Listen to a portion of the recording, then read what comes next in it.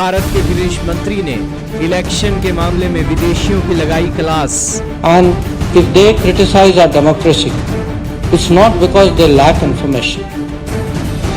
It is because they think they are also political players in our election.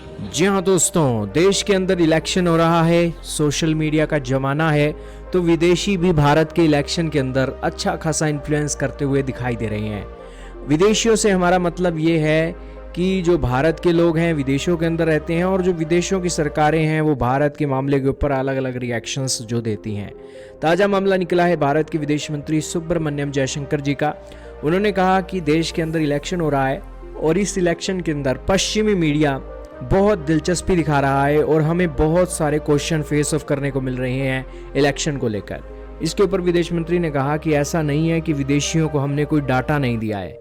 जैसे China के अंदर China की सरकार इलेक्शंस का कोई भी डाटा दे तो भी दुनिया यकीन नहीं करती है, तो वही चीज़ें भारत को लेकर एक अलग हैं और भारत ने सारा डाटा दे दिया है। लेकिन जो विदेशी मीडिया है वो यहाँ पर राजनेता बने हुए हैं और भारत की डेमोक्रेसी के ऊपर कमेंट कर रही हैं। हालांकि उन्होंने जर्मनी के अंदर बैठे हुए एक विदेशी ध्रुव राठी का नाम तो नहीं लिया, लेकिन उन्होंने पश्चिमी मीडिया के नाम पर उनकी एक ये बातें रखी हैं।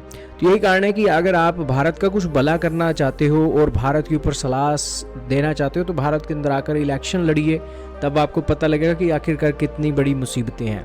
तो वेल दोस्तों, ये भी एक बातें हैं, ये भी एक इशू चल रहे हैं। और भारत के 2024 के लोकसभा चुनाव के अंदर इलेक्शन हुए और पहले चरण के मतदान के अंदर एक वोटिंग कम हुई, तो उसके ऊपर भी विदेशी मीडिया अच्छी खासी कवरेज दे रहा था। तो भारत के विदेश मंत्री ने कहा कि आपके देश के अंदर भी इलेक्शन होते हैं और उस इलेक्शन के अंदर आपके देश के अंदर जितने हाईएस्ट वोट पड़ते हैं ना, तो भारत के अंदर कम वोटिंग के अंदर भी उससे ज़्यादा वोट पड़ जाते हैं। तो यही कारण है कि आप भारत को डेमोक्रेसी के नाम पर लेक्चर मत दीजिए, अपने देश को संभालिए।